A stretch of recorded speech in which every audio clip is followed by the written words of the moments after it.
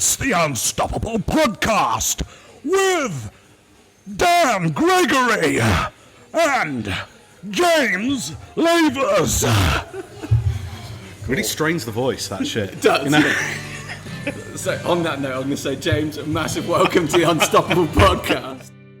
My name is Dan J. Gregory, and I am committed to hunting down the secrets of business mastery and human performance. My goal for the Unstoppable Podcast is to share insights from some of the most successful entrepreneurs, inspiring thought leaders, world-class athletes, and prominent celebrities to help you to become unstoppable in business and life.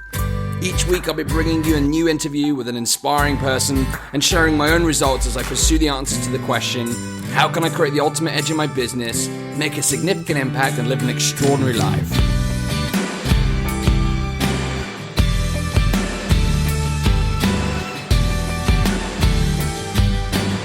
Welcome to episode 60 of the Unstoppable Podcast. I can't believe it's episode 60 already, 6-0. It's just unbelievable. And by the way, how did you like the new intro? I think I need to hire James as my new intro guy. That was just amazing. Before I tell you about the very exciting show that I've got lined up for you today, let's recap what's been happening this week. So on Tuesday, I released episode 59 entitled, Where Are You Going in Life?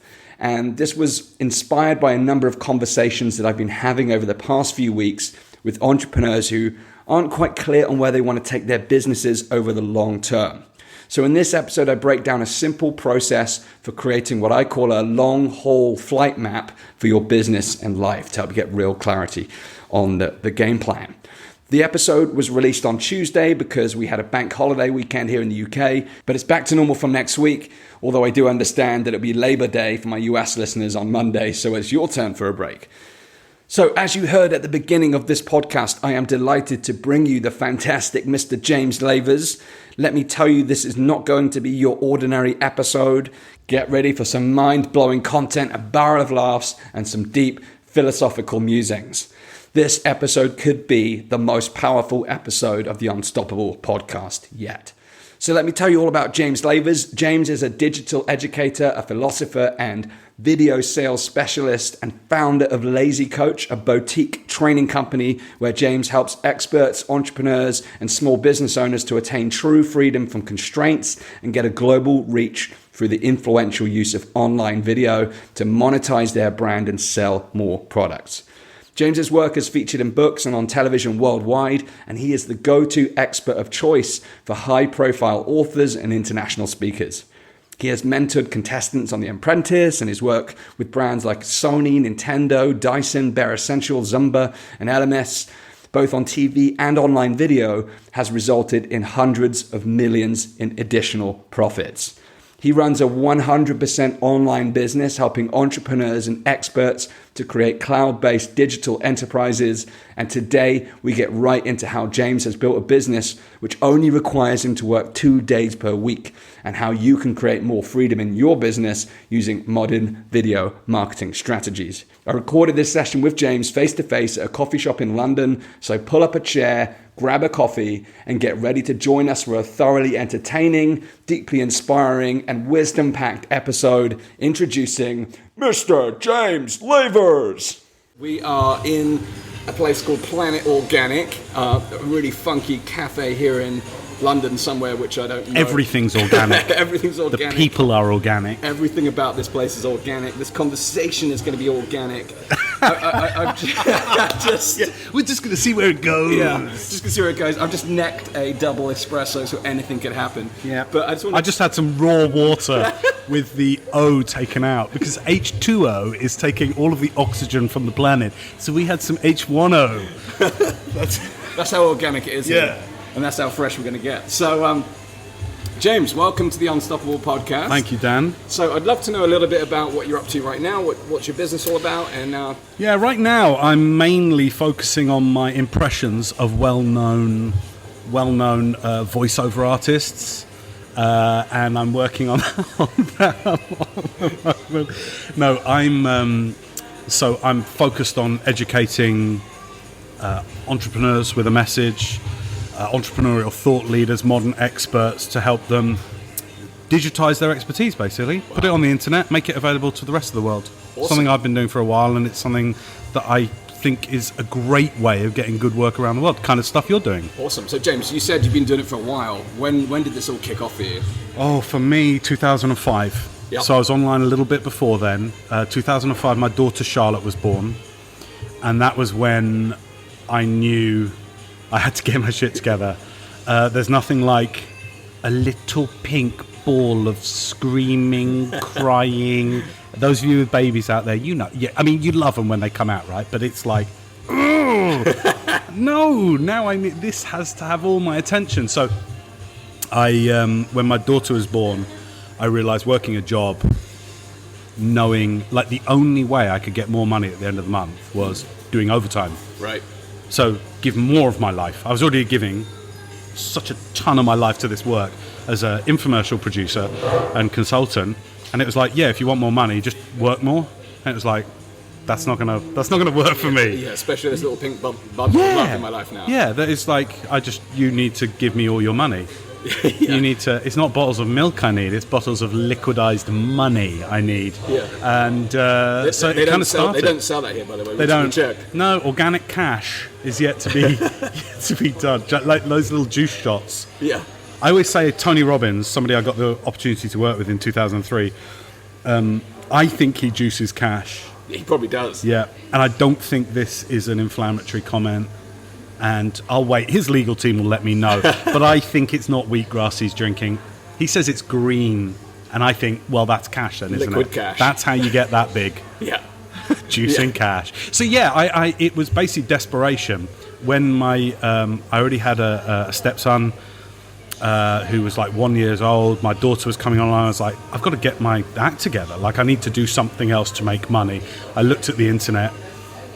And I was already good with media, having been an infomercial producer. And I thought there's got to be something with this whole internet.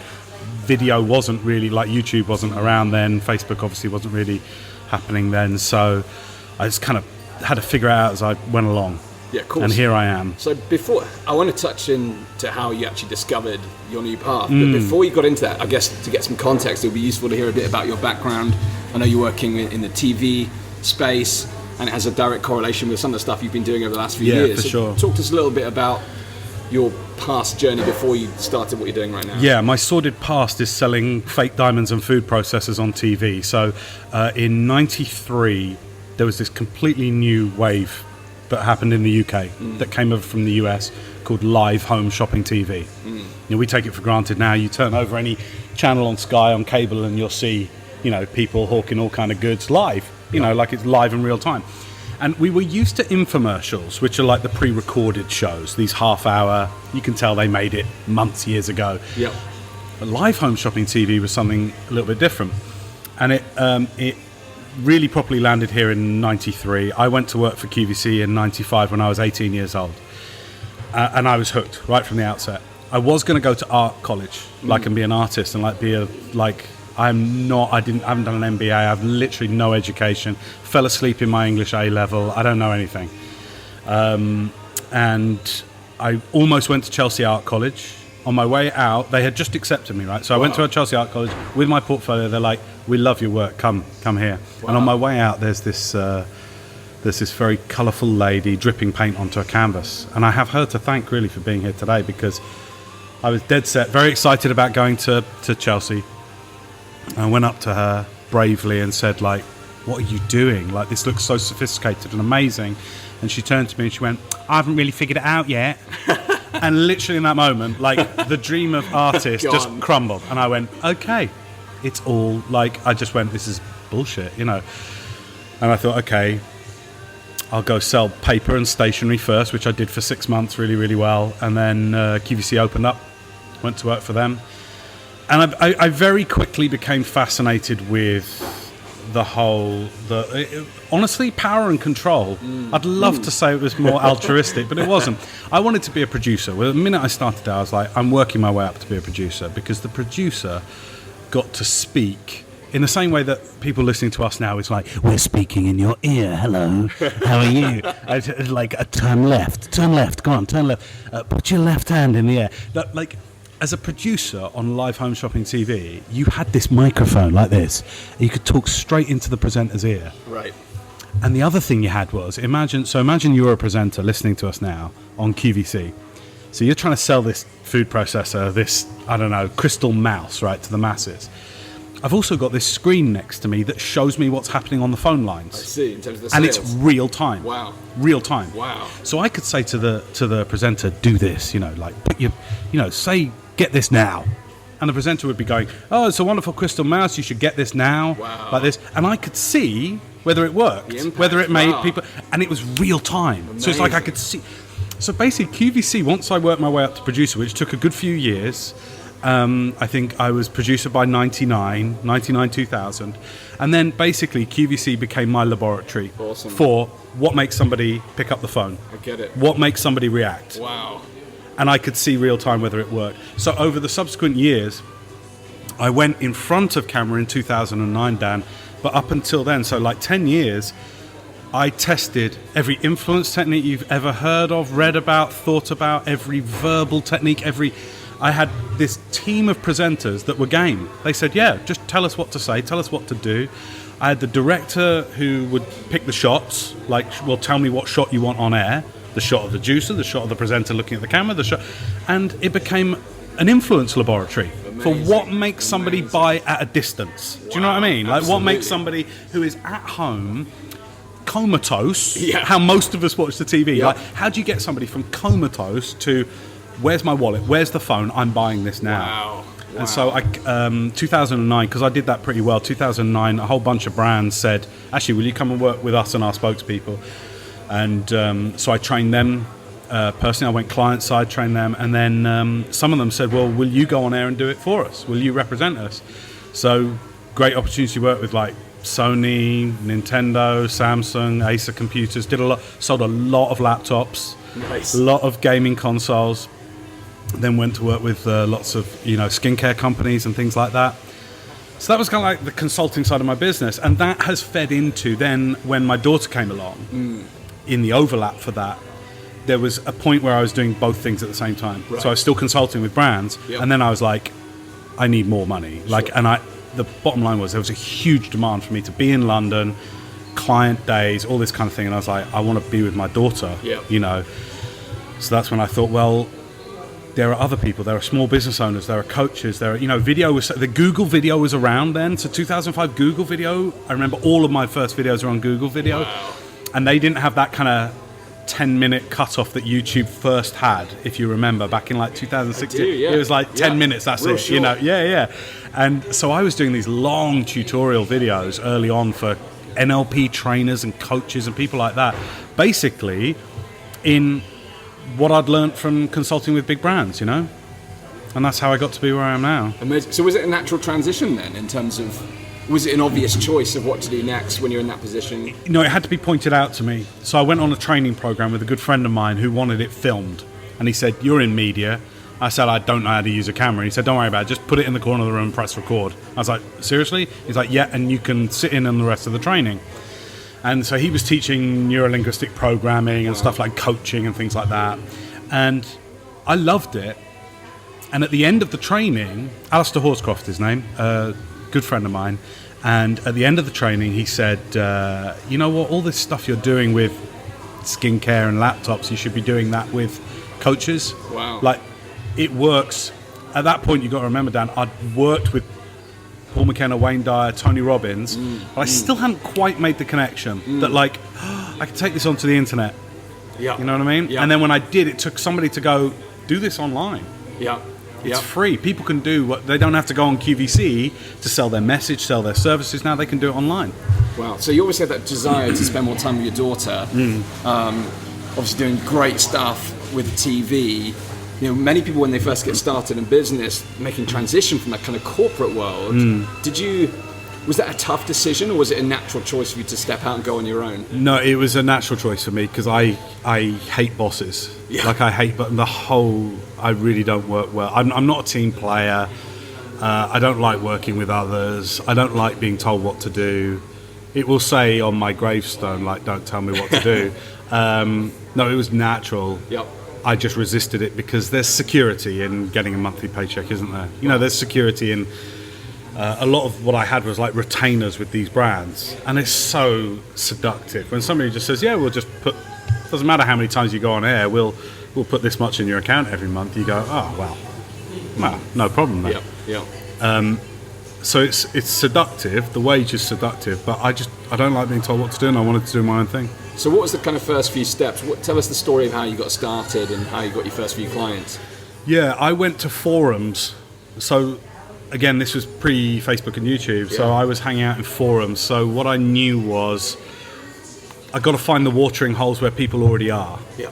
You know what I mean? Yeah. Like, where are people already hanging out? And at that point, had you decided you were definitely going to work with coaches? Had you decided on your target market at that I point? wanted to work with people that were helping other people. That was all I knew. Like, that was how I defined it. I was like, I had spent so much of my life selling crap.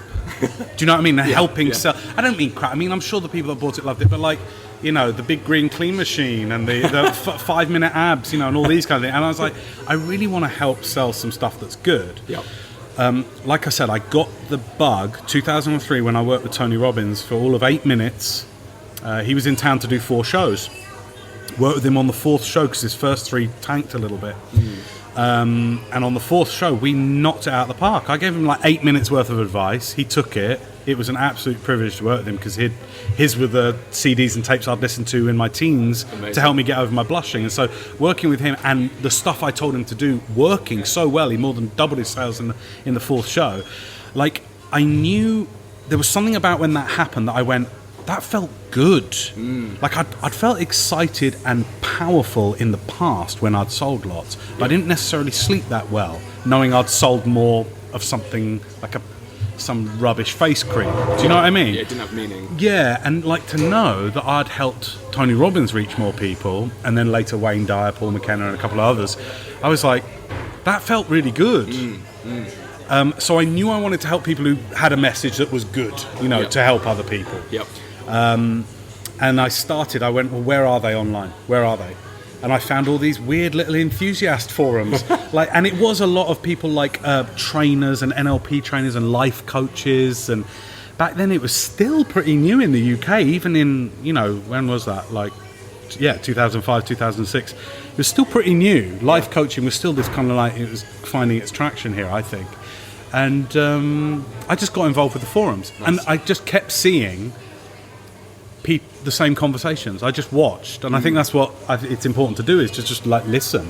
And you know, people were like, how do I get more clients? How do I work better with people? How do I get paid more? And I thought, I know I can help with this. So what was the kind of first kind of product or service you offered to help these guys out? It was just consulting. Okay. So I did Skype. I don't know whether it's Skype then or telephone consulting.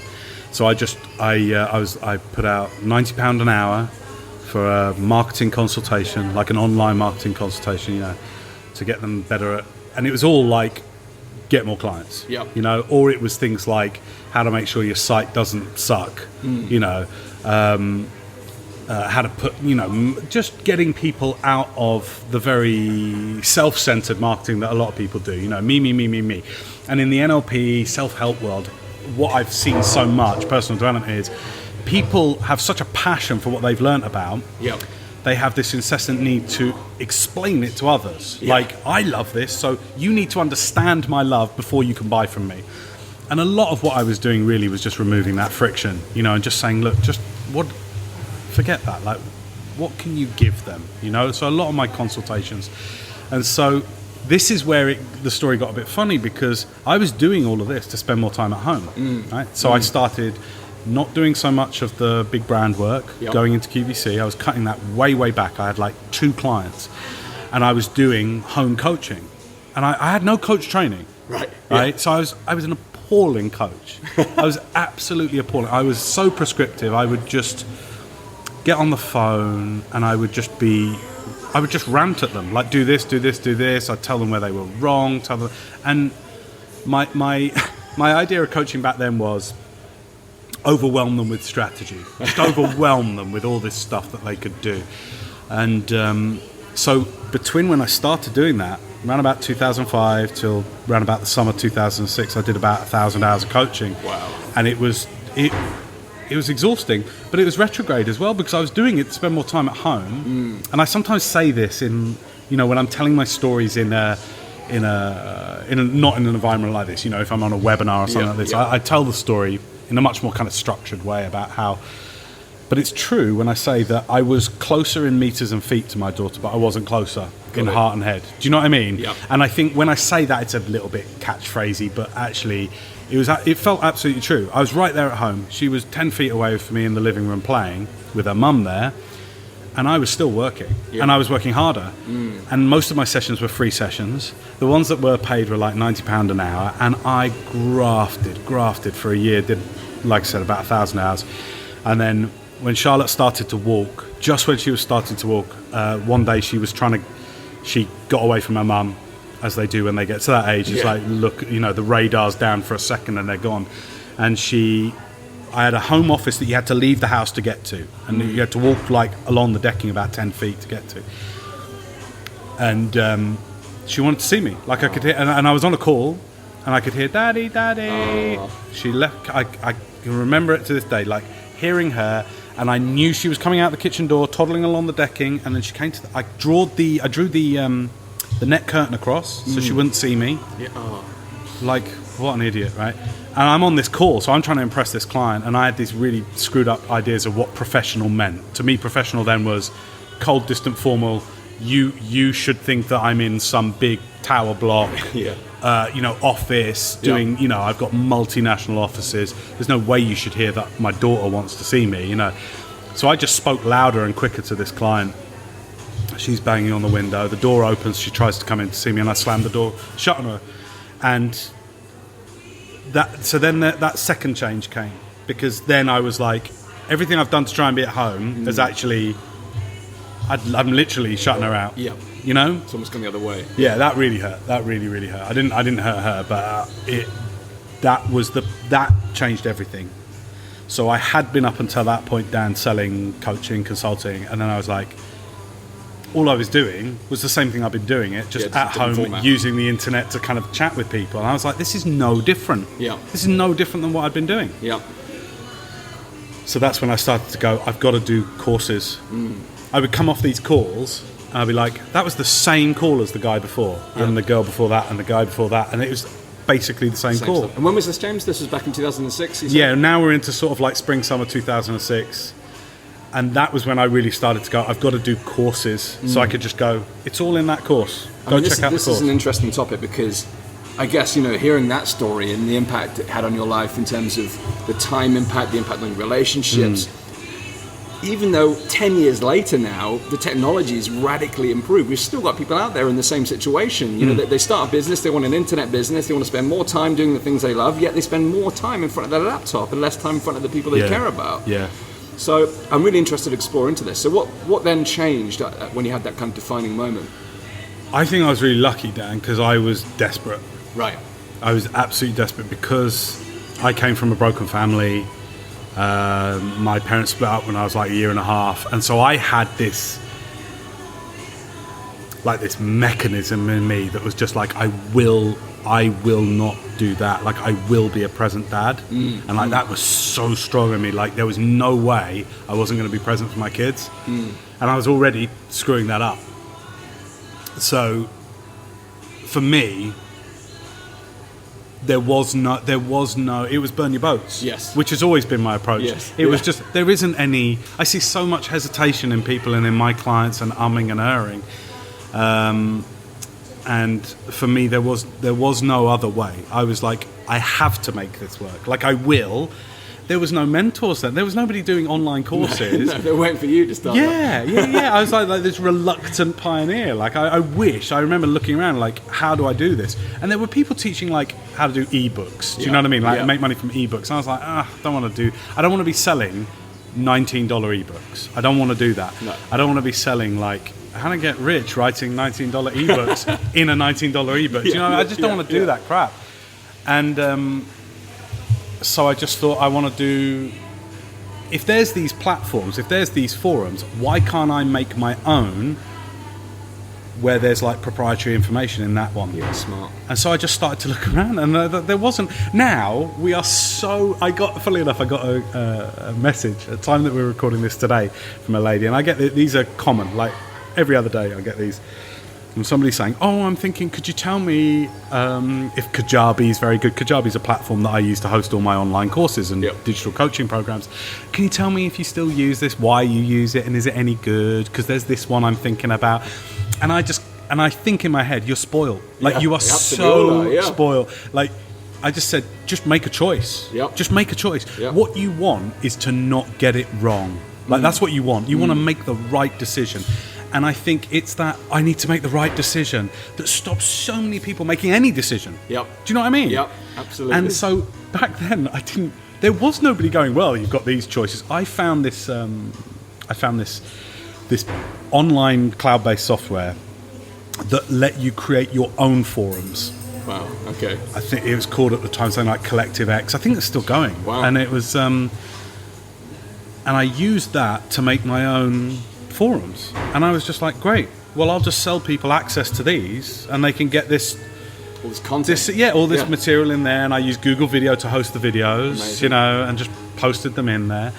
And but it took a long time. So my first online course was released January 2007. Wow. And I will never ever forget that first PayPal notification of payment received.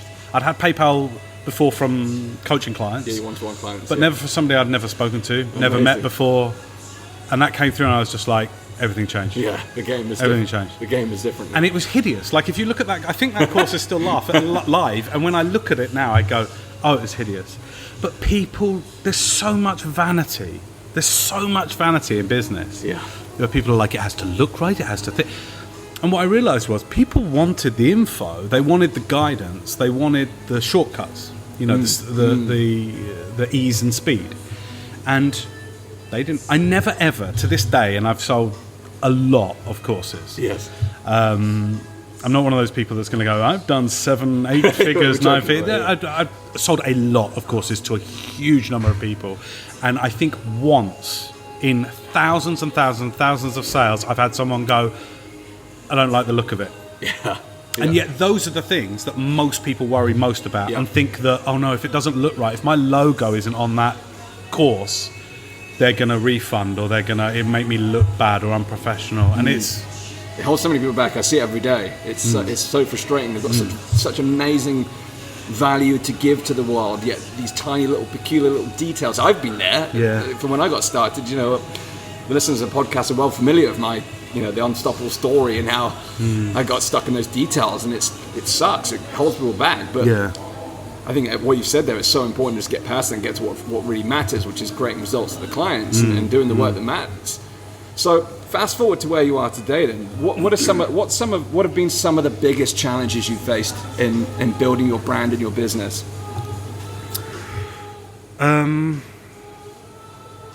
I'm very variety driven. So anyone listening to this now who sort of likes to do it their own way and kind of do things different and not get stuck, like I get it. Like I'm with you. Yes. Because that's me. Remember, I'm an artist to begin with. So it's like I want to be unique and special and different and great. And I think what I try to do though is compartmentalize that based on what I just said. It's like I just don't bring that into business decision making. So my biggest challenge has been sticking with stuff that has worked. Yeah. Because the minute, like I'll give you an example. I'll create a new program, a new, say, digital coaching program. I've got one that helps people to produce different types of, like the essential videos for business. So, webinars, like how to create an awesome webinar, how to create a great homepage video, all these kind of things. And I'll create that and I'll have a huge fun doing that. And then I'll sell it and I'll resell it. And then I kind of go, I want to do something else now. Yeah. And my biggest challenge has been me every single time. I'm just going, no, just stick with it. Like keep selling it because that people still want that. And I find that very hard. And I find entrepreneurs, oftentimes we have high variety, like a high need for variety. It's the creative part of the brain. Yeah. And in me, that's big, and that's been my biggest challenge. So how do you manage that challenge? That's something I suffer with, and it's you know, again, especially right now in 2016 with so many opportunities available. You know, I walked in here, Planet Organic, and you know, if I wanted to choose a bottle of special organic water, there's about 10 different bottles, 20 different bottles. So even choosing a bottle of water is tough this day and age. Yeah. So how have you managed that situation? How have you stayed focused and really, you know, still tapped into that creative source, but stayed focused? How have you done that? I'm not sure I have a strategy for it. I'm not sure I have a way, but I can say this. I decided early on between big versus boutique. And that was a huge decision for me. And here's what I mean by that. You look at something like a Joss Whedon superhero film, right? Like we're talking big franchise movies. Yep. Like they've got their structure. You can churn 3 out every year. They will be blockbusters. They'll be in the top 10 best-selling films of all time, easy, because they've got their formula. Do you know what I mean? Like the Marvel superhero films, they've got their formula. They could chuck them out. James Cameron film, it's got its formula. He will make $1 billion from it, you know? Yeah. Then you've got some... Now, I've always aligned more with the more cult approach, the kind of the more boutique approach, I'm happy to be like a Tarantino of my industry. You know, somebody where like... Those who love him, love him. Those who are just like, don't get him. Awesome. And his films will do well, but they're not in the top 30. They're not in the top 50 films of all time. They're way down, but he'll be remembered in his own way. Absolutely. Now, for me, I chose... I'm not saying this is right or wrong, but this is certainly the decision I made. I chose boutique over big. So some of my friends, for example, and I think, by the way, this is a model for how you scale your business. It's not a model for how you do business. It's just how you scale. For me, I chose boutique. Another example, I went to last year, near where we're doing this interview here, Dan, actually, Alexander McQueen exhibition, the designer. Cool. Now, this guy is the epitome of boutique. And if you, dead now, obviously, tragically killed himself, but he epitomized the boutique mentality to me for business. If you see his store here in London, you'll walk past it without even noticing you're walking past it. Whereas, say, if you see the Louis Vuitton, who represent the big model for scaling, their store is big, glitz, glamour, like everything is come in here and just we are going to sell you more and more and more. Alexander McQueen, if you want to buy Alexander McQueen in London, you have to seek it out. Like you have to find out where it is. It's not obvious where it is, you know. And I chose boutique. Awesome. So I've got friends of mine who do very similar stuff to me who chose the big model, and they're better known. They likely make a lot more money.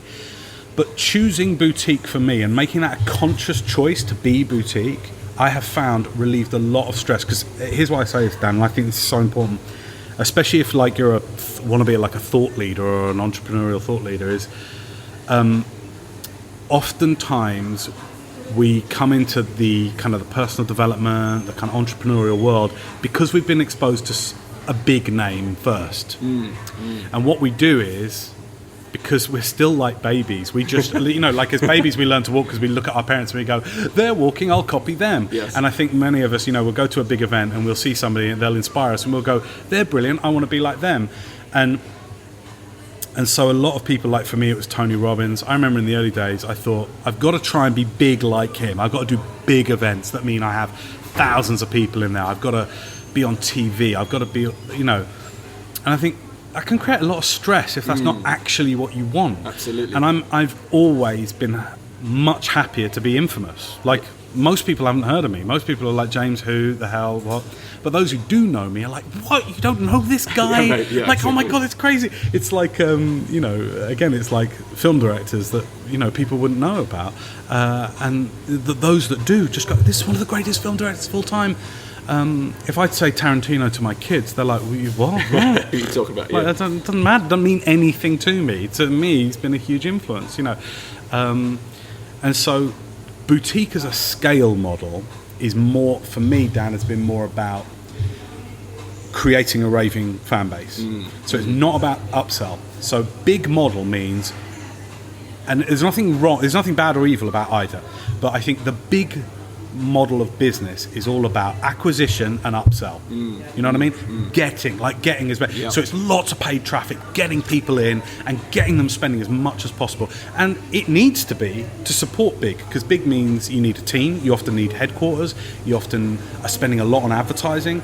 So you've got to get people spending big quickly. Yes. So to me, that's too stressful, and that demands not the kind of work I want to be doing. I want to be spending time with my kids. I mean, my daughter's just turned 11 now, but I don't want to be doing that. I want to be thinking about other things. I mean, I think of myself as a digital philosopher, not a digital entrepreneur. I love just sitting around studying and thinking about this stuff as much as I do doing it. And whereas boutique is about retention and cross-sell to me. So what I've always done, I've got a comparatively very small tribe of subscribers and customers comparative to some of my friends and peers, but they buy everything I make. Yes. Loyal following. And it's retention, and that's what I see with somebody that loves Tarantino will watch every one of his films, every single movie, and will rave about it for life. Yes. And the people that don't get Tarantino will just go, don't get it. I'm going to watch the latest Joss Whedon big budget Marvel, and people that love Alexander McQueen will be like, oh my god, this guy is amazing, and people that don't get it will just be never heard of him. I'm happy to be the never heard of him, but those who have love me. So when did you make that decision? So what I'm thinking here in my head, I've got the picture of you slamming the door, early days, to where you are now. You've created this really scalable business with this boutique model.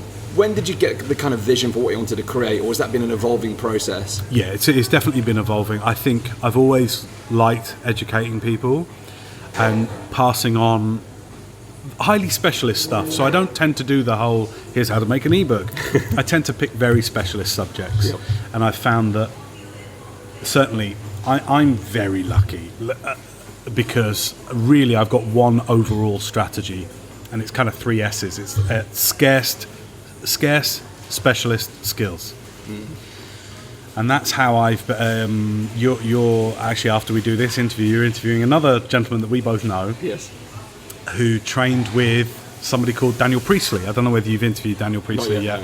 No. Author of Oversubscribed, Key Person of Influence, incredible entrepreneur, is gonna take over the world.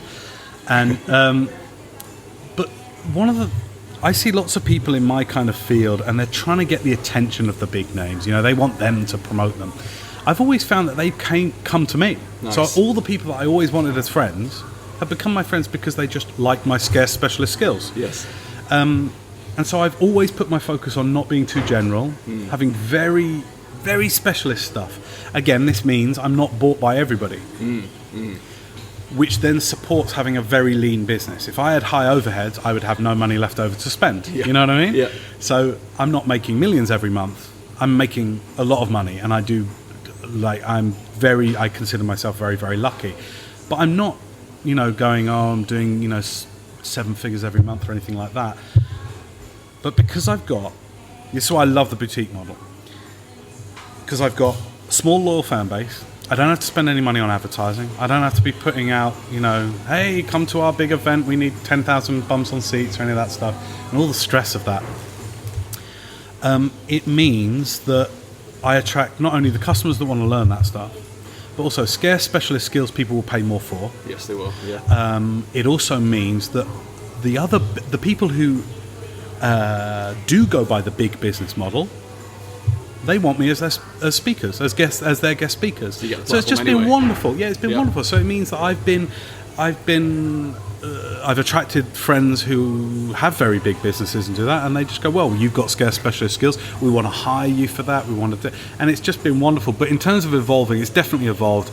I think there was a point up until I would say down about 3 or 4 years ago where I still thought I should be big.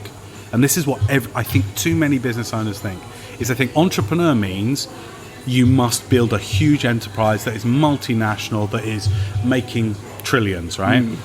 And there is this unspoken rule that that's what being successful is. And I say screw that. I say being an entrepreneur does mean, but I do think you do have a choice to make. You will come to a fork in the road where you go, do I go big or do I go boutique? I chose boutique. Awesome. I'm very happy with that decision. Awesome. And what have been some of the most proudest moments since you started your business?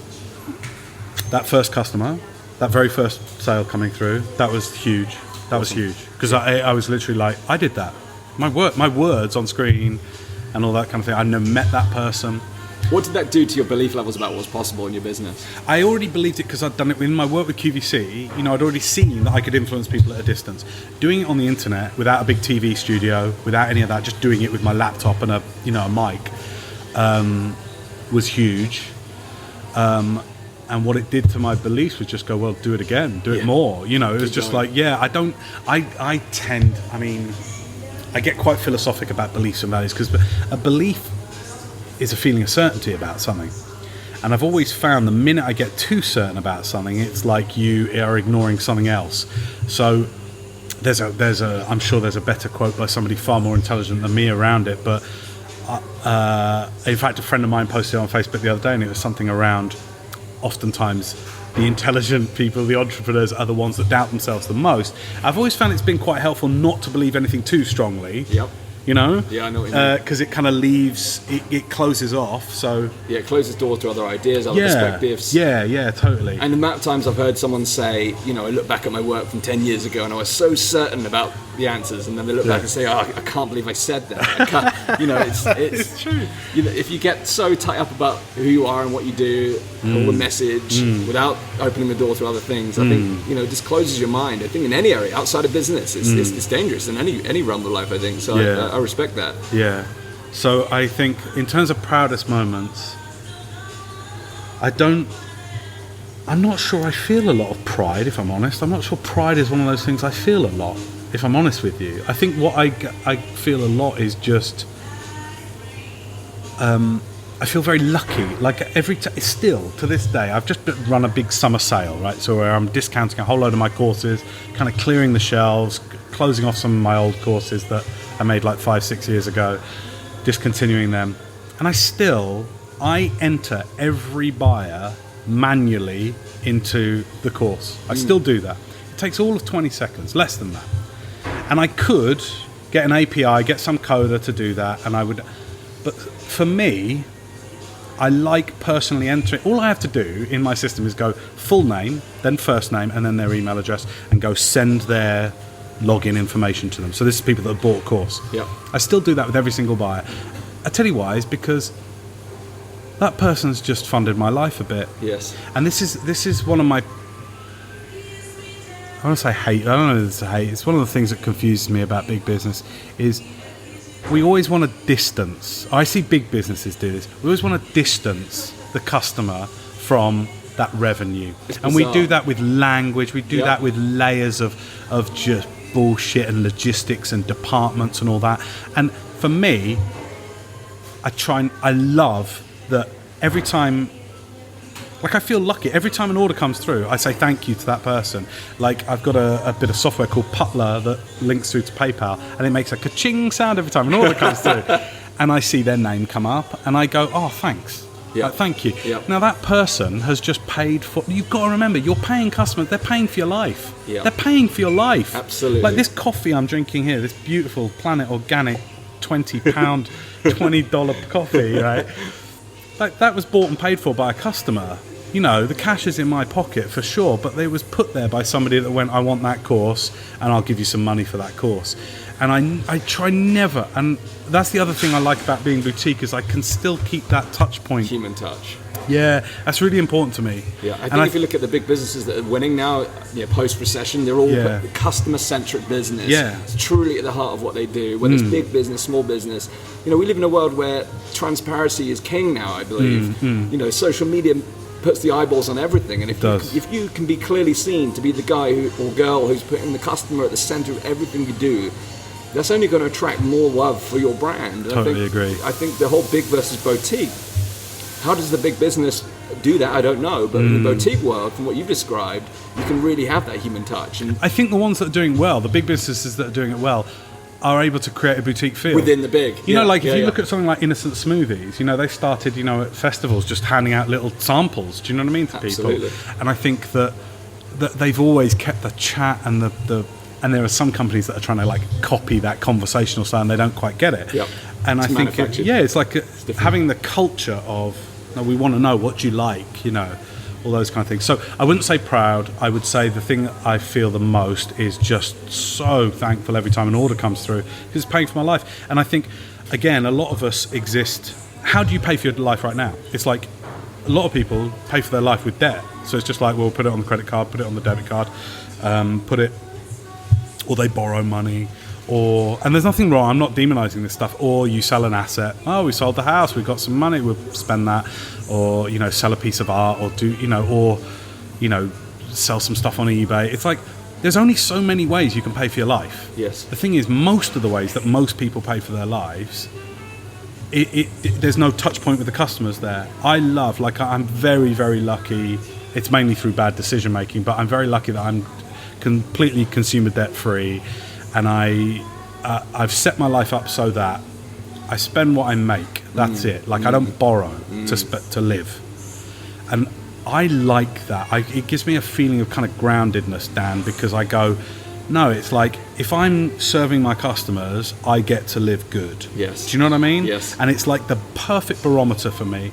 And that's not to say that there's anything wrong with going and getting venture capital and investment. What I would say, though, is all of that stuff, or going into debt to start your business, I see so many people. I'd say it's one of the number one problems with entrepreneurs is oftentimes they'll borrow to start their business, and I always go, no, sell to start your business. Yes, do it the other way. It's not real. If you're going into debt to start the business, it's like, that's not your money. That's not the customer's vote. Yeah. Plus, funding the business. It's not necessarily your skin in the game either. It's someone else's, and it can make you choose different things at that point. You can rely on that debt money to do things and not take the risk that perhaps you should be taking if you were doing it on your own back. You need to think about for yourself. And I think that comes from my work at QVC. Is like, I could see, it was such an amazing education, like a deep education, because I would see what we would say, what we would do, would make somebody pick up the phone and buy. And I always thought, there's a certain purity in that I love. Absolutely. And I want to have a conversation, you talked about QVC, that live magic, being able to influence in the moment, that real in present moment, influencing sales, influencing consumer behavior. I really want to get into that in a moment and talk about how it relates to where we are right now in 2016 with Facebook Live, and how entrepreneurs can use that. Yeah. But before we do that, I just want to touch on one final thing to kind of close it off. The conversation kind of started about that desire to create leverage in your business. How is your work-life balance right now, and what are some of the things you've done to ensure that you can retain it? Created lots of products. Yes. Lots of products. Yeah. In spite of me being somebody who's, the minute I've made it, I'm like, I want to do the next one. Yeah. I've, in spite of myself, just made lots of products, so that I probably work like a day a week, actual work. Like, I'll normally have like a marketing day and then a making day, like making new courses or doing stuff, not every week. So I really don't work very much now. I sell a lot of courses. But the thing is, I get bored quite easily, Dan. So like, I started doing workshops last year more, because I was like, I just want to do some more workshops. I want to do more live training. Because that's the only downside, I think, with having a purely virtual business, is you can lose track of that face time with customers, that real being with them, which I like. So doing workshops last year, and I've done quite a lot this year as well, I like doing that. But the great thing is, I can do that from a place of choice rather than I have to do them to pay the bills. Yes. So that's really nice. I'm very, very lucky. I mean, very lucky. And it's, so in terms of the work-life balance, it's mainly life at the moment. Amazing. And that's the question I'm having my customers ask. Like, I think what my work is really all about, like really in essence, is what would you do if you found you had more time on your hands? What would you do if you found you had more time on your hands? Now, most people, that's actually a really hard question to answer. If I say, what would you do if you found you had an extra 100 grand in the bank account, people have got no problem answering that for me. Like, everyone's face lights up and they'll go, oh, well, this, that, the other. If I say, honestly, if you found you had 2 days a week free, what would you do? Most people kind of freak out. They short circuit in their head. I get that. And they go, well, does it mean I'm not working hard enough? Should I be working more? And most of my work, ultimately, whatever the course is about helping people to actually get that kind of freedom from constraints. That constraint being, we culturally still attach, if you've got free time, you're lazy, or you're doing something wrong, or you're not working hard enough. And to me, that's the trap. That's actually the big trap. That is the trap. And so my company is called Lazy Coach, and but lazy, it's nothing to do with being idle. It's actually about getting to a place where you do have more free time on your hands, and then going, what do I choose to do with this? Not from a place of shame and guilt that I should be working harder. What if everything was taken care of? What if you had plenty of free money? Like I'm in a place where I've got plenty of, I can't go out and buy a supercar every day, but I can pretty much do what I want most days. Yep. And I've got days free. Now, when you're in that place, you go, oh, this is weird. Like, should I be working hard? I should be at the office more. And I won't do that. What I'm looking to do now is go, how can I actually answer that question? What would I do if I had more free time on my hands? I think that's a really powerful question to ask because, Lizzie and I, my partner, we were talking about this the other day. I've been putting quite a bit of time recently. And I think sometimes it becomes like a crutch. You put in more time on your business because you've lost sight of the things that make you happy. Yeah. I've brought this up in a podcast recently talking about, I was at the beach and I asked myself, what am I most happy about? And I struggled to answer the question, which was crazy. Yeah. And I realized that, I disconnected from even the small things like listening to music first thing in the morning, all these little things that you actually love doing. I think a lot of people get caught in that trap. They're actually working because they've lost track of actually what they really want to do. I asked one of my coaching clients the other day, if you had 12 hours left to live, what would you do? And the answers are very different. When you put that false time constraint on there, or even if it's like 3 months, how would you spend your time? And it's very different to what perhaps they were doing right now. And it reorganizes your brain to focus on what the real priorities are in your life, what's most important to you. But a lot of people don't have the freedom that you've been able to create for yourself. And most people rush to try and fill it. They so do. if you say, what would you do if you had 6 extra hours? They're like, whoa, rush to fill it. Yeah. And it's like what I'm working with, and this is the philosopher side of the work that I'm doing, is actually going, well, what if you don't rush to fill extra time? And I get this all the time with people wanting to get in contact with me, like in my tribe and outside of my tribe, and they go, I'm sure you're very busy. And I go, no, I'm not very busy. And they'll have reached out to me, right? I'll give you an example of how it can show up. We are so indoctrinated into, if I want to get in touch with you, so like we've been in touch about this interview, right? Yes. And people will get in touch with me and they'll say, James, I'm blah, blah, blah, blah, blah. And I may not answer it. Yeah. And then they'll get in touch with me a week later and they'll go, oh, I'm sure you're very busy. And I'll go, no, I'm not busy. Not busy at all. Yeah. And immediately I love messing with all these short circuits because they go, well, if you're not busy, why didn't you get back in touch? Yeah. And I'm like, because you have this programming, and I think this is more deadly than any of the money programming we have. You have this programming that says, if I have time, I should have immediately responded. And for me, the word's availability. It's when you've got free time, you choose when you are available for things. Yes. And my answers now to people are, oh no, I'm not busy. I just wasn't available to you. Yes, very good. Wasn't available Very to good. you. And what I want to help people to do is to release the guilt and shame of that. Ultimately, my work really is about, because otherwise you get into the situation I was in 2006 where I'm trying to get free time to be with my daughter, but actually all I'm doing is filling the time. Wow. And it's like, it's a trap. It's a trap. And it is this huge, and so all of my work is getting geographically free and time free. So you don't have to be somewhere, you don't have to exchange some of your life for stuff, as much as possible. I mean, you can't do it 100%, but doing it as much as possible. So you can be available for the things you want to be. That's amazing. I mean, I could talk to you for hours about that. I think there's something, but let's touch on video. If you want to follow up one about freedom time, then email Dan. That's right. Sorry, God. So let's touch on we're about to get excited about video and live and where we're at in terms of 2016, Facebook Live, the opportunity available to people.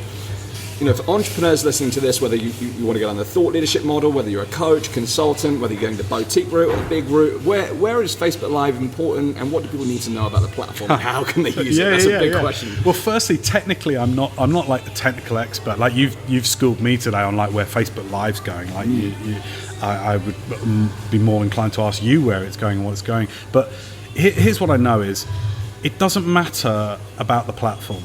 Like, it doesn't matter that it's Facebook Live. Like, prior to Facebook Live being there, we had Periscope, we had Meerkat, we've still got Periscope. I still use Google Hangouts on Air Live to broadcast live video. It's not, you've got to be careful, I believe, first, not to just get caught up in it's all Facebook Live. Yes. It's actually, you have to go a level above, I believe, to the psychological thing, which is, What if there was a way to to do a message and have that message work for you when you've stopped doing it? That gives you time and geographic freedom. Yes.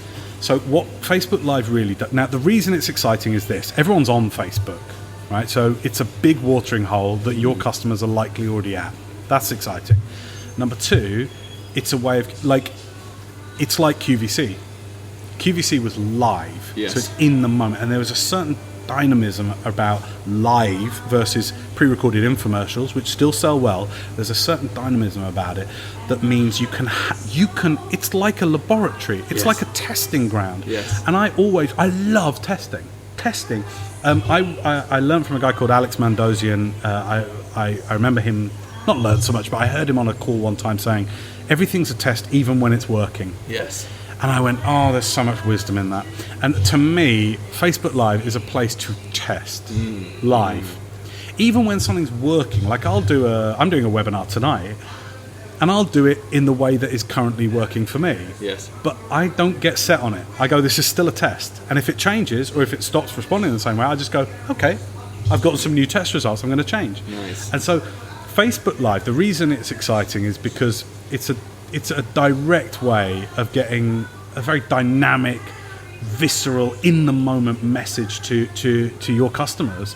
If your Facebook friends though are your mum and dad and your mates from school, it's not going to work for you. Don't worry about it. Move on. Yeah. Do you know what I mean? Don't worry about it. But if, like me, I'm nearly filled up on Facebook friends, nearing 5,000 or whatever. Obviously, I know them all intimately and personally, and they're all my very, very good friends. Well, you put their email address in your system at some point, so I'm they're sure. kind of... I'm sure. A lot of the people that are my friends on Facebook are the kinds of people that would benefit from buying some of my courses. So for me, going live, I have to have live conversations with them, is just immense. There's so much amazing positive psychology working for you when you broadcast on live. And what most people don't do enough is validate and acknowledge the viewers. Yeah. And when you can start to do somebody that's doing that amazingly well is Gary Vaynerchuk, yes. who I knew before he was famous. I always say that though. He was one of the early mentors. He was doing online video 2008. So a little after me. He's a bit late to the party, Gary, but he actually did it amazingly because he realized he got it early on. I think the genius of that man is let's just have a conversation with people. Let's involve people. Let's talk to the person on the other side of that lens rather than scripted rubbish, And that's what he's done. In some ways, better than most, He's doing Facebook Live amazingly as well. So just watch the people that are doing it really, really well and getting the responses. Yep. And just test what gets a response. That's what I always do. I think. What are some of the biggest mistakes you think people make when it comes to using live? They're not. You've got to understand that when you go live on Facebook, because everyone's wanting to do. When you get a sudden explosion, when they launch February, right? This year, at the time that we're doing this, February 2016. What you get is this sudden explosion of everyone tries it, and then this sudden drop off. Now we're starting to get the drop off now of people that go, well, I tried it, I shared my breakfast with people and said what my day's about, and nobody said anything, so it didn't work for me. I go, no, it's just nobody cared about your breakfast and what you were going to do with your day. That's all. It doesn't mean it didn't work. Yes. We do these weird complex equivalences where we go, well, this means that, even though they're not the same thing. Not related. I think the biggest mistakes is state. Yeah. So it comes back to it. A lot of the work I do, even now, I still have 2 corporate clients a year. And one of my current corporate clients is Bare Minerals, $1.8 billion makeup company. And they've got an amazing, we talked about the kind of boutique feel. They're a big company, but they've got the boutique makeup feel, They have real conversations with their customers. They've got very active Facebook pages and social media. And the great thing is that you've got to make it a conversation. You've got to remember that state is everything. If I go in and work with them just before they're about to go and sell on QVC, so I'll go in and I'll work with their spokespeople, and most of my work, 80% of my work, is being in the right state when you go on air. And that doesn't mean being like crazy state, pumping the air like motivate. It's actually about being really excited for the viewer. Yes, I like that. And that is one of the most subtle, most There's a honestly $100 million secret right there is when you're on camera, be excited on behalf of the viewer. Like I always say when I'm doing my workshops, have you ever given a present, Dan, to somebody like your wife we were talking about earlier? Your partner. Yeah. Have you ever given a present to somebody and you can't wait for them to open it? You're like, oh my God, come on, open it. Like you are excited for what is in store for them. Yes, absolutely. And I'm like, if you can bottle that state in yourself and bring it to your broadcasts, you won't believe the difference it will make. I love the that. problem is most people are just flat freaking boring. They're in a crap state. And if I learned nothing, like if I was to distill everything from all of my years modeling what makes people buy at a distance through the medium of video and TV, it's state. It comes down to state. You can say, like I do teach some pretty like very detail driven stuff about particular words to say, little like how to leverage these little psychological triggers, but you know, most of it is state. Yep. And I always say, most people watching, like think if you're listening to this now, people are going to be listening to what on their mobile devices, on their mobile. so you're probably near your computer or you're on a tablet device or your mobile right now. Yeah. Now I would say, well, what state are you in now? Like, how are you sitting? Are you kind of slumped? Are you kind of most of us, when we're at our computers, are kind of in a semi-comatose state. Do you know what I mean? Like barely, like a little bit of drool, maybe. Do you know what I mean? Yeah. And this was what I said, funnily enough, to Tony Robbins when I was working with him, because he was like, "What are we going to do?" I said, "Tony, when they're watching TV, we are one level above comatose. You know, we're just slouched." I said, "We've got to change their state. Forget like what to say to make them buy. What can we do to actually move the viewer's state?" And that's what you've got to do the most. Like, so if people worry too much about the content of what they're going to say and how they're going to say it, and they stress about that. They're like, what if I say or cough or swallow, and oh my God, I'm going to give it. And I'm like, don't worry about that. Don't worry about that. Like, it's important, but don't worry too much. Worry first about, like this interview, for example. I can't wait for people to be hearing it. Like, I'm loving it, and hopefully you listening to that. Yeah, you. Who did you think I was talking? You. Yeah. No, not the person behind you. You. I'm talking to you. But like, I'm really excited for you about this, because I really think this can make a difference. And I think if you could take that to your broadcast rather than just like, oh hi, here I am just making a coffee and I wanted to share an inspiring thought with you today. The inspiring thought is you can become what you think about. And you know, I remember when I first started to think about what I was thinking, and it's like, kill me. Yep. You know what I mean? Kill me. It's like, if you have a message to share, like say it's an inspiring message, be excited on behalf of the viewer. Like, oh my God, you do not know what's in store for you. Yeah. I'm so looking forward to sharing this with you. And that changes state more than anything. Awesome. More than anything. Awesome. What I love about that, James, is that you were talking about the state is the focus on the receiver. Yeah. The receiver. Because I've got friends who are very extrovert, but I also have friends who are very introvert. Yeah. And they kind of freak out about this live thing, because they're like, oh, I need to be all out there. And I was like, well, no, you don't. It's not about that. It's about the energy. And I remember when I was in corporate, I worked with this leader. He was very introverted, very quiet, but he spoke in a way that just had you kind of lean in, because what he was saying was so powerful. He didn't have to be like, wow, you know, I work with leaders like bang, bang, bang.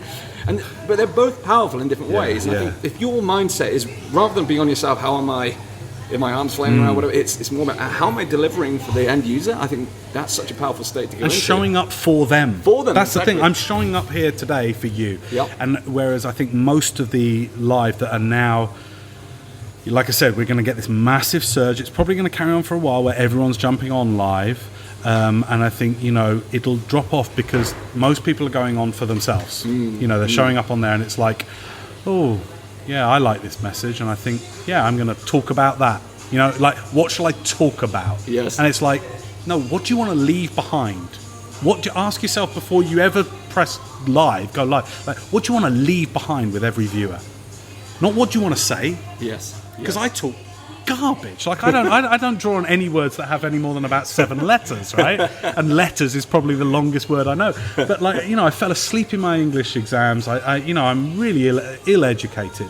But you know, I'm still the only person in the world that went was a producer consultant for QVC and then went in front of camera. And I think one of the reasons they chose me to sell, in some cases, millions and millions of pounds and dollars worth of, whether it was computers or whatever it was, a day, was because of my ability to change the state of the viewer. Amazing. And I think if you can do that, it sounds like a cliche, but it is kind of like the keys to the vault. It is the keys to the trust of the viewers as well. Yeah. You know, and I think, especially if, like me, you have a boutique business, it's what will keep people coming back. I'll do webinars for people who've not bought from me, and a third of the people that show up are clients. And sometimes it gets pretty embarrassing. I'm like, guys, you've already bought this. You can bugger off. And they're like, no, we just love showing up. Yeah. And I always think, well, it's a great compliment. So I think the number one thing is to remember, because I could bombard you with a million one tactics and techniques, but I think the first thing is if you expect, most people go into a Facebook Live and they go, well, I want to get liked and shared and commented, right? I want people to do that. I want loads of people to watch and comment and say it's great. Yeah. And that's what they go in hoping for. And I go, if you want comments, you've got to make it comment worthy. Yes, be noteworthy. If you want it to be shared, you've got to make it something that people will want to share. Yes. How are you? Like, you can't, most people just expect the viewer's state to change. You've got to go, well, the question you've got to ask yourself before you ever go live is, okay, what do I want from this live? I want it to be commented on a lot. I want a lot of conversation to start. Okay, what state do I have to be to make this a conversation starter? Get into that state and then get excited on their behalf for the conversation you're about to start with them. Powerful. And that will create a great Facebook Live. Powerful. So before we started this podcast, we were debating whether we should do a live version of it. Yeah. You know, we're in a busy cafe. We've already been told off once for being too loud. Probably defaming their products or whatever. But you know, so I've done some live podcasts, and the challenge for me is I'm doing it there. I'm on the screen. My guest is on the screen, and I just have this feeling inside me that people are watching. I know they're watching, but in a podcast, I need it to be radio friendly as well as engaging for the Facebook listeners. Yeah. So, yeah, I don't know where I'm going to take that, but for people who are just using Facebook Live, you know, you've got that live audience. So how do you create engagement? What are some of the best practices you've seen? Because you have got those people there that you can interact with. How do you create real quality engagement? Honestly, ask for it. Yeah. People are too frightened to ask for it. So people expect it rather than just going, if you want people to share, ask them to share it. And they will. It's crazy what you can get if you ask, you know. And so I just ask all the time. I give permission to. I say that it will make me feel good. I use everything. I say it makes me really happy when you like it. Thank you. And people do. Awesome. I say, you know, do you think I'm full of shit with this? Tell me. Like, start the conversation. What I tend to find, though, is if you ask for too many things, there is a tipping point where if you ask for too many actions, the chances of getting any of them go down. Yeah. So I tend to, before a Facebook Live, and remember, I'm doing them to boutique audiences, so I don't get, you know, we were talking before the show about how, you know, your first one got like 10,000 reach. Yeah. Like, none of mine do. Like, Right. all of my videos are very small, very niche to a small boutique audience, but my engagement is 10x most people's that are getting thousands. Awesome. Because I just have a principle. I'll ask for it, and I treat it like I hallucinate a lot. So it's from my drug taking days, I think. But I hallucinate because you can't see your audience. Absolutely. So I assume they're there. Do you know what I mean? Yeah, and that's why everybody that comes on a live broadcast, I'll say hi, I'll bring them into the conversation, I'll poke fun at them, I'll tease them. And when I look at that lens, I don't see a round, tiny bit of glass. I really see the people on the other side of that. And I think you have to do, I always think, if somebody came down from space and looked from above at me doing a Facebook Live, they go, this looks crazy. There's a human animal behaving like they're interacting with loads of other human animals, but there's no one else there. Yeah. Like, you have to. Charlie Chaplin always said, you know, I was willing to be ridiculous. Like, that's my success. I was willing to be ridiculous where others wouldn't. And I always think you've got to, number one, realise that going live at all is bonkers. Yes. Like, most of the ones I do are on my own. Yep. I'm on my own, Yep. but I'm interacting like there's loads of people there. Of course. Like, get over that. It's just like, yep, you've got to do that. You've got to act like those people are there. You've got to act like it's your party and they've come to your party, and, you know, you're being a good host to a good party. I like that. And I always talk about the party principle as something you've got to, you know, when you're navigating a live broadcast, people are coming into your party. So if you run your party by going, you know, the doorbell rings, you go, oh, hi. yeah, come on in. Yeah, take a seat. I'll put some music on in a minute. You're like, I'm out of this party. Yeah. Whereas even if you're the first guest, because the minute you do a Facebook Live, you'll always start with nobody there. Yes. And that I love. I actually love watching it, just to shame those people. They're like, they start and they go, oh, okay, no one's here yet. And I'm like, you wouldn't start a party like that. No. That first, front room by yourself. That first guest that arrives, you start the party like it's a party that's jamming. Yeah. And that first guest that comes, you treat them like they're royalty. The next person treat them like they're royalty. All that kind of stuff. So I think with live, you've got to really just kind of, you've got to hallucinate a lot. You really have. See, I like the analogy of the party. That the whole noteworthiness. If you want to be shared, you have to create shareable content. And if you're known for putting on good parties, people are going to come and they're going to tell others about the party because it was so great. Think about my university years. There's always people who had these amazing parties, and you'd go every time. You'd bring your friends, and all of a sudden it goes crazy. And it's no different. It's interesting what you just said, because it's like what makes a comment-worthy FB Live isn't always what will make a share-worthy one. Interesting. So you think about what gets shared is usually a very small unit. Like, you think about it physically.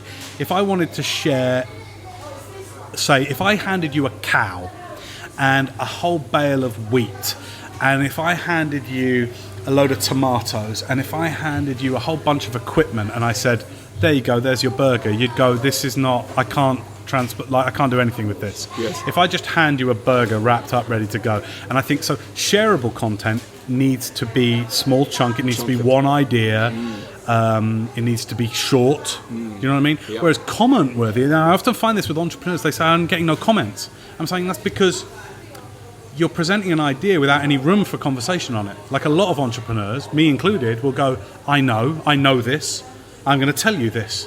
And you go, well, don't expect comments then. All you can expect is people to go, oh wow, wonderful, you're so brilliant. If you actually want comments, you have to leave space for comment. You have to be able to go, look, I may be wrong on this. Do you think I'm right? Like it. Have I got it? Do you see what I mean? Powerful questions. Yeah. And if you want your comment, if you want your share to be, your FB Live to be liked, for example, or loved, or the people to hit wow or whatever it might be, then that is where maybe you do need to be a bit more dictatorial and go, look, this is the way it is. If you agree with me, hit like. Like it. Do you see what I mean? Call to actions. So when people say like, comment, share, that's actually a fallacy, because I think you have to decide before you ever do your FB Live, is this a comment-worthy one? Is this one I want shared? Because it'll usually make a very different FB Live. Wow, I really like that. Wow. So this has been fascinating. James, we're coming right up to time. Okay, cool. I've got 3 questions to finish the show for you. Sure. So one of the questions is I normally ask, what advice would you give your younger self? But I've heard it asked the other way today, and it really made me think. So I'm going to ask you the same question. Yeah. So if your younger self, you can choose the age, was to see you now and everything you've done and where you're at right now, what would your younger self think or say about you right now? What would they say to you? My younger self would probably be me at about 7, I would say. And oh wow, this is huge actually, because I've recently done a lot of work around this, and it'd be like, don't abandon me. Wow. And the reason I say that is because on this, like, being an entrepreneur actually most of it is nothing to do with business. Most of it is nothing to do with business. It's everything to do with your sense of worthiness, of having a voice, of it's okay to stand up. Yes. It's like, you're all right. Do you know what I mean? Like, you are good, you're worthy. And he would say, it chokes me up actually saying this, but like, I think I would have the young me go, don't abandon me, like, you're worthy, you can do it. And I'd have him come and tell me that. Awesome. Yeah. Oh, respect. Well, we said before the show, my goal is to bring out the stories and the emotion. Yeah. You got me there as well. So great message. So the next question is going to be probably a little less emotional. Yeah. I'm not sure if you're a reader. I'm sure you are. But has there been a book that's really impacted your business journey? That's really had a great impact on what you do and who you are? And what would that book be if that has made that impact for you? I think the book that made the. Wow, that's such a... you see, you sent me that before, and I didn't really give that any thought, because I'm not a big reader. I tend to find... Now, I'll tell you the reason why. I'll try and make this a short answer. I always tend to think anything written in a book is immediately in the past. It's immediately old information. Wow. Right? So I love there's so many books that I kind of read or have read and those kind of things, and that I like. We both have shared Tim Ferriss as somebody that we respect, and I like 4 Hour Work Week. Lazy Man's Way to Riches was an influence for me becoming, creating the Lazy Coach way. But I tend not to get too attached to books, actually. I like that. And for the reasons I said, it's immediately in the past, it's immediately old information, and also it's always, any book is always within a existing set of paradigms. It's also someone else's model of the world, I think. Yeah, exactly. And I tend to... when you read a business book, you're being asked to enter that person's paradigm. And I think there's risk in that. Yep. And the risk is that you go, that's right. Yes. That's right. Yes. And I always go, no, screw that. What's right is what's right for you. And what I want people to trust is your way. It's okay. Like, just do it your way. Absolutely. So I respect a lot of my clients are authors, and I help, I encourage them, and I'm being beaten into writing a book, and I probably will. But I think the reason I haven't yet, and the reason I love video and video courses, is because when the information changes, I can update it. I can delete that video, add a new one. I can keep it fresh, and it's why I love video. So the book that recently has changed a lot for me is *Sapiens*, which is wonderful, and it's a historian's view of Homo sapiens and how we came to be. And I would say the education you'll get from reading that book will not only impact business, it'll help you understand why we are the way we are, why we buy, and so many other things. So loving *Sapiens*, and I'm just starting a book called *Guns, Germs and Steel*, which is fascinating. So oftentimes the books I'm reading are helping me understand human beings. Awesome. Final question for you is, what does it mean to be unstoppable to you? What is your definition of being unstoppable? Oh, wonderful. What a great question. I think unstoppable isn't about having more propulsion. So unstoppable to me means not having friction. And if it's okay, I'll take like 2 minutes to explain what I mean here. Yeah. I think so much of the entrepreneurial business building success industry is most of it, I'd say 80% at least, is concerned with what I call propulsion. So at the beginning end, if you think about it, it's the rocket fuel. Right? And we've all heard the metaphor of the rocket taking off. Yes. It uses like most of its fuel. Just getting like the first couple of hundred miles out of the atmosphere. And I've always thought, lots of all the success. You go to a Tony Robbins seminar, you go to all the work on values and beliefs and energy and drink your green juice and all this kind of stuff. It's all so you have more propulsion, more power at the front end. Yes. But I always say, well, think of it as like kicking a football underwater, because how most entrepreneurs end up being is you could put everything into that, kicking that football underwater. You could put everything into it. You could have the most propulsion, you could build the most strength. But when you boot that ball, we all know how far it's going to go underwater. If you remove friction, now if you put that football in space, we're up there in an astronaut's outfit instead of flippers and a mask, and you tap that ball, it'll go forever. Yes. And it'll get faster and faster and faster. Wow. It'll just go. And so for me, unstoppable isn't about being stronger, faster, better, I'm more successful, I've got better values, I've got better beliefs. It's actually about having less friction. And how you find your friction is super, super simple. Super simple. Whatever it is you want, ask yourself this question: why have I not already got it? Wow. Why haven't I not already got it? So people always say to me, well, I want an online business and blah, blah, or I want this, or I want to sell this, I want to do this, I want to that. I go, why haven't you already got it? And they go, I get very defensive, I need to get, and I go, no, don't answer out loud. Yeah. Just write down, why have you not already got it? Whatever you write down, that's your friction. Yeah. Remove the friction, and you'll get it a lot quicker. Amazing. Yeah. That's unstoppable. Amazing. So the last thing for us to do, James, is for the people listening today, they want to find out more about you. How do they find out about your work? Where should they start? Where should they go? Yeah, well, I'm going to live up to this whole no friction stuff. It's super simple.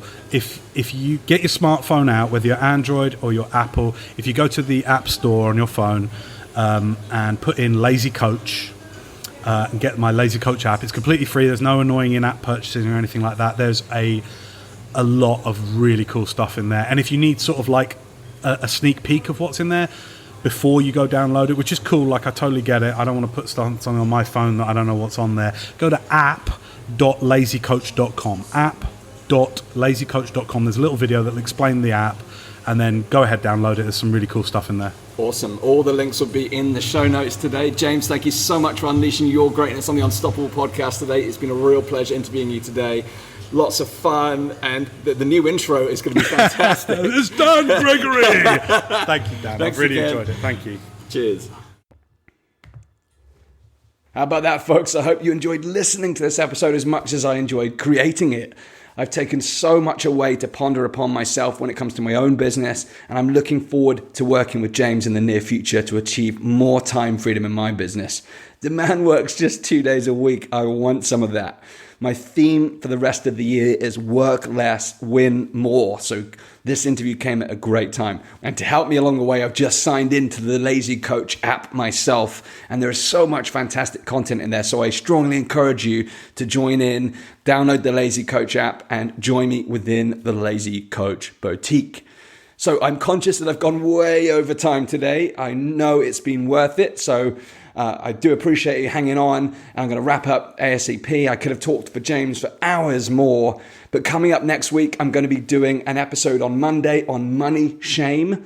So do not miss that one. And on Thursday next week, I'll be bringing you Lazo Freeman, who is recognized as the #1 body transformation coach in the UK by the Association of Professional Coaches, Trainers and Consultants. And he is a champion natural bodybuilder, but he first got known for being the face of Ultimate Sports Nutrition and training CEOs, business leaders, and the super rich of London. We're going to be talking about physical transformation and mental transformation. It's going to be a mind-blowing episode, so get ready for another fantastic episode. But until next time, go out there, unleash your greatness, build your empire, make your impact, and live your ultimate life. You are unstoppable.